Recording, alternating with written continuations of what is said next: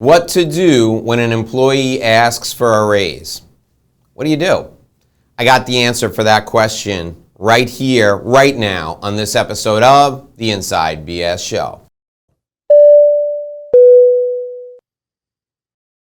Welcome to the Inside BS Sales Tip Show. We're here every day with a great new sales tip for you. Join me here on YouTube. Today's video is all about what to do when an employee asks for a raise. So here's how this content is going to go. Here's how this video is going to break down.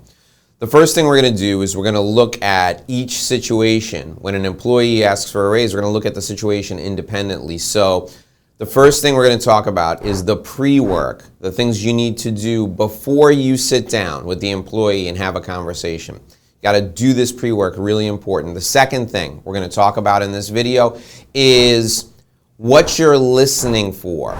Because just like with a client, an employee is going to bring you symptoms. They're not necessarily going to bring you the actual problem. So in the second part of the video, we're going to share with you how to listen for what's behind the words. The third thing is we're going to talk to the employee about the research we've done, what the market conditions are like, and then we're going to talk to the employee about the value they've provided to our business. That's the third kind of step in this process for what to do when an employee asks for a raise. Fourth step, we're going to talk about all the different variables. There are a number of ways you can potentially make your employee happy without screwing your business, without completely throwing your payroll out of whack.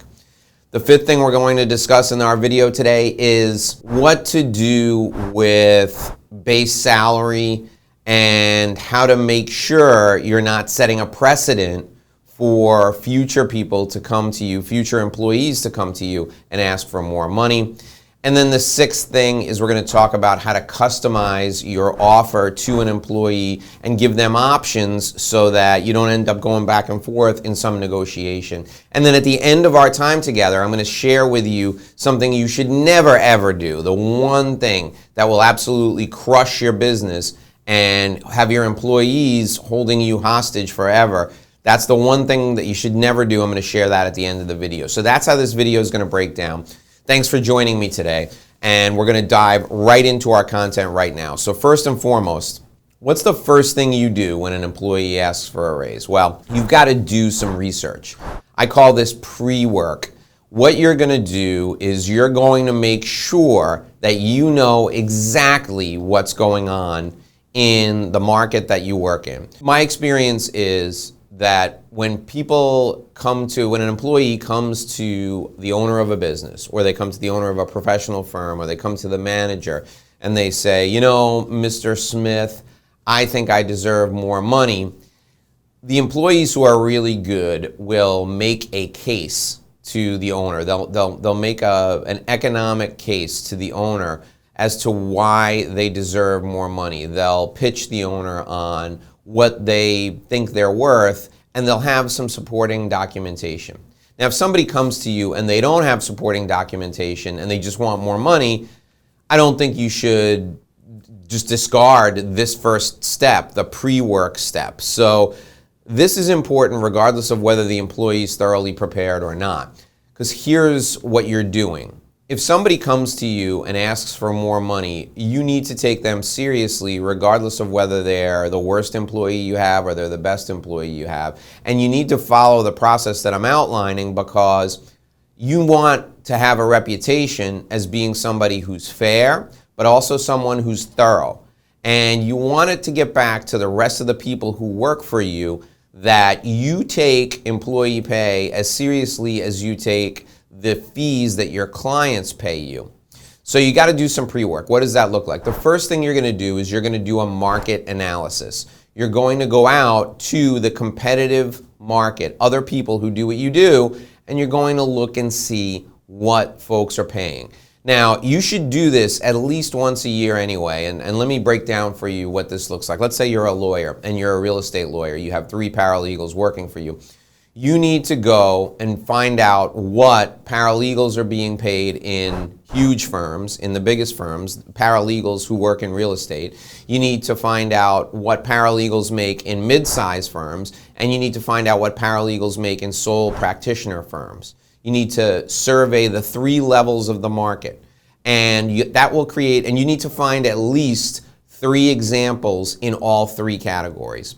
And when you do this, you'll get a salary range for what real estate paralegals make within 50 miles of your office, okay?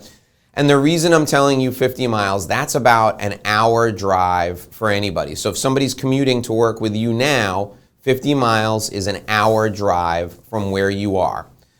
You're gonna survey the market and you're gonna get a sampling of big, medium, and small firms in that 50-mile radius of what people are making. When you discover how these firms are paying people, you'll get a good sense for what your employee is looking at if they're deciding to go work somewhere else. And you'll know what the salary range is.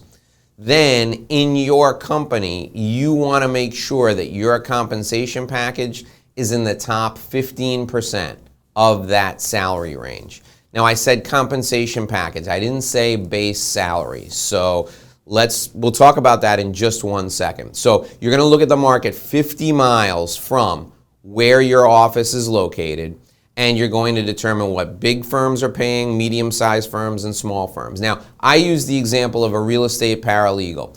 You want to make sure, if you're in the real estate law business, if you own a real estate practice and your law firm is a real estate law firm, you want to make sure you're comparing apples to apples. So real estate paralegals, that's what you're looking for. If you're not a law firm, you're a CPA firm and you have a bookkeeper that works for you, you're going to call other bookkeeping companies, small, medium, and large, and find out what they're paying. If you're watching this and you're a chiropractor and you need a front desk receptionist, you're going to call other medical firms. You're not going to just call chiropractors, because a front desk receptionist has a skill set that could apply to the medical industry. You're going to call other medical firms within a 50-mile radius. The idea is for you to approach your research, your pre-work, from the perspective of the employee. So you're looking at the market to see what the market pays. The next thing you're going to do for pre-work is you're going to look at the production of this employee. What are the results this employee has delivered for you in your business now? Those of you who are in sales, if you're a sales manager and you're watching this video, you need to look at the results this sales executive has delivered. And the results are really important. And this is probably the time when most salespeople will go to their boss and ask for a raise. That's when their results are off the charts good. Their results are killer. So you need to look at the salesperson's results and compare his or her results to everyone else on your team, okay? As far as the market compensation goes, you've done an analysis already. You know what the market pays and how the pay structure is. But if this is a salesperson who is the top of the leaderboard in terms of sales, you've got to adjust your thinking based on the results that they're providing for you and your business. So results are critically important. So you need to be prepared for this discussion with what the market conditions are and what results they've delivered. Those are tangible, those are solid. You can do your homework and figure out how to do this right off the bat. The third area of pre-work you need to make sure you assess are the intangibles. Is this person a leader in your firm? Do other people look up to them? Is this person somebody who has recruited other people to work in your firm? Is this person providing a whole host of intangible benefits to the team? Are they providing intangible benefits to you? Are they the person who's first in the office and last to go home? That has a value, and you have to make a list of all those intangibles in an objective way. So that's your pre-work. That's step one. You have to assess all of these things, and you have to look at them and reflect upon them before you get into this discussion with the employee. So when we talk about what to do when an employee asks for a raise, the pre-work is the first step. The second step, you're going to listen respectfully and intently as the employee makes his or her case. I recommend you invite the employee in to sit down either in your office or preferably in a neutral place. So if you have a big work area, the break room or the cafeteria, or take the employee out. Take them to get a cup of coffee, or take them outside into a shady area in the parking lot under a shady tree where you can have privacy and have a really relaxed conversation. And when you go to a neutral place for this conversation, it shifts the power dynamic. Because when an employee is going to make their case to you, they're going to ask for a raise and make their case to you, you want to make sure that they leave it all out on the table. You don't want them to hold back. So going to a neutral location, have this first conversation is critical because it makes them feel comfortable. They're not intimidated and they can lay out everything. Let them get it all out of their system. Listen respectfully and intently and don't make any objections. This first meeting, you're going to hear them out. And you're going to listen to the entire case that they've made. And you're not going to object to anything. You're going to nod. You're going to listen. You're going to reflect back what they're saying. If they, for example, if they say, I've produced 60% more than the next productive paralegal here in the law firm, or I've sold 150% more than the person who's number 2 on the leaderboard, so I think I deserve higher base salary and better commission. Here are my results, and they're making a case to you. Listen completely. This first meeting is about the employee, and it's about listening to the employee. You should take notes so that you have everything written down. Then when that meeting ends, and it might be a 20-minute meeting, it might be a 30-minute meeting, it might be an hour meeting, that meeting should end with you saying, Jane Smith, I understand your perspective. I hear you. And I think what you're saying is important and valuable. So I'd like to reflect on this. Give me a week, give me 5 business days to think about what you're saying and to gather some information and do market research to determine what's going on out in the market. And you and I are going to schedule an appointment right now. Get out your calendar. We're going to schedule an appointment right now, no more than 5 days from today.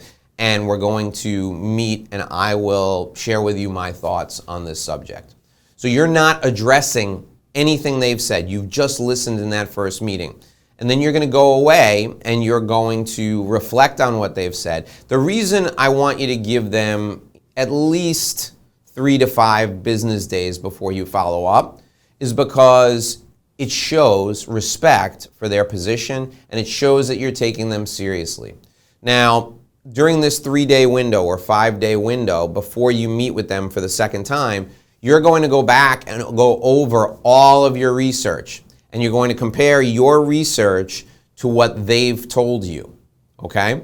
And then in the third step, when you have that meeting, 3 to 5 days later, when you have that meeting with the employee, you're going to review. You're going to open the meeting up by reviewing what they told you. They're going to acknowledge that, yes, that is what they told me. And then you're going to share your research with them and you're going to compare where they've made their claims and what the research looks like. You're going to compare the 2 elements and you're going to share with the employee exactly what you've seen in the market and what they're looking for. And you're going to show them where the gap is. You're going to look at salary, you're going to look at bonus, and you're going to look at commission structure. So in step 3, you're reviewing all of your info, you're reviewing what they're asking for, and you're showing the difference between the 2. That's the third step. So in this meeting, you're going to move on then to step number 4. And you're going to show the employee how they compare when it comes to salary, when it comes to bonus, when it comes to commission, and benefits. Those are the 4 areas: salary, bonus, commission, and benefits. Now, if you're in a law firm, there are rules that govern law firms, and most law firms can't pay and don't pay commission to anybody. So if you're in a law firm and you're watching this, disregard the part about commission, but everybody else, commissions are relevant. Salary, bonus, commission, and benefits. Those are the 4 things you're looking at. You're going to sit down and you're sharing with the employee the market versus what they're asking for, and you're going to say to them, now you can see clearly the difference between what you're asking and what the market will pay. Do you have any thoughts on this data? You're going to ask them, what are your thoughts, or do you have any thoughts on this data? You're going to see if they're still firm in their offer. And if they say, no, my offer stands, then you move on. If they say, well, I can see what you're saying, maybe I can adjust my offer a little bit, you're going to move on to step 5. And in step 5, you're going to make your counter offer to the employee. And what you're going to say to the employee is you're going to say this: Mr. Employee, Mrs. Employee, after reflecting on the market and your performance and looking at everything we've got going on here at the company, here's what I've decided, okay? And you're going to use that language. I've taken your thoughts into consideration. I've considered it carefully. I did a lot of research, as you can see. Here's what I've decided. So when you make that statement, this is it. This is the only offer you're going to present. But you're going to give this person, this employee sitting across from you, you're going to give them 3 options. And that's step 5. Option 1, option 2, option 3. And each of the options is going to have a different structure as it relates to their compensation. So in option 1, you give them a 15% increase in base salary. You keep their commission and their bonus the same. You keep their benefits the same. Option 2, no increase in base salary, but an increase in bonus potential, an increase in commission potential, and their benefits remain the same. Option 3, again, you keep the base salary exactly the same. Maybe you give a 0 increase in commission, but a huge bonus upside, and you get them a company car. So you give them additional benefits. The bottom line is you're giving them 3 choices to adjust their salary for the upcoming year. This is a 1-year time frame. And option 1 is a little more base salary, and commission, bonus, and benefits stay the same. Option 2, more bonus, more commission, a lot more commission, and the benefits stay the same. Option 3, base salary stays the same, bonus, commission, maybe a little increase, but big increase in benefits, so that overall only one of the 3 options increases the base salary. Now, I want to caution you here. The base salary increase is always going to be very small, because with the base salary, you're setting a precedent for what you're going to do with other employees. So even in option 1, small base salary increase, but bonus and commission remain the same and benefits remain the same. Options 2 and 3, salary remains the same. You adjust bonus, commission, and benefits as you see fit. So the employee is going to choose one of these 3, and you're going to give them another week to reflect and make the choice. And step 5 is only make an adjustment to the base salary to bring it in line with the market. So in that option 1, you're only going to increase the base salary to keep it in line with everybody else in that 50-mile radius. All right. Then step 6 is customizing the variable compensation, just as I outlined it for you. So step 5, only adjusting base salary a little bit, making sure it's still in line with the market. You want to be at the 75th percentile, 80th percentile, or above in base salary to be the most competitive employer. You want to attract top talent. It'll pay off for you. Once you're in that range, only adjust the base salary a little bit. Give them other options for variable compensation where you make the adjustment. And that's step 6, variable compensation adjustment, giving them options. Now, I'm going to share with you, as we wind up this video, the one thing you should never do when we're talking about what to do when an employee asks for a raise. Before I do that, I want to make sure you see the free gift I have for you. If you scroll down in this video, you'll see that there's a free gift from Dave in the description. If you click on that link, you can download my revenue roadmap. This revenue roadmap is a done-for-you marketing plan. Well, it's a template anyway of a marketing plan that you can fill out to grow your business. I don't care what professional services type firm you're in, CPAs, lawyers, architects, engineers, consultants, people who want to be consultants. This is your marketing plan. Click that link. Get your free marketing plan from me. It's a free gift from me, the revenue roadmap. I want you to get it today. Okay.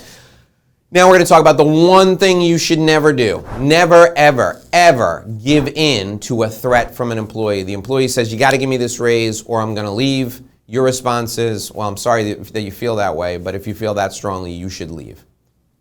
I don't care if they're your best employee. I don't care if they're your brother and they're working in your firm. If they threaten you, you've got to call their bluff and let them go. You never ever give in to a threat, because once you give in, they're going to come back every time. Maybe it'll take a year or 2 years, but they're going to threaten you over and over again. The word will get out. Other employees will threaten you. So when an employee asks for a raise and they say, if you don't give me this raise, I'm going to leave, you let them go. Because in their mind, they've already explored the options and they're already gone. So if somebody threatens you, you don't respond to the threat. You don't go through this entire process. If somebody threatens to leave and go and they come out and threaten you, you let them go immediately. You say, you know what, you don't have to threaten me. If that's the way you feel, I'll consider this your 2-week notice period and I'm going to pay you for the next 2 weeks. You don't have to come in tomorrow.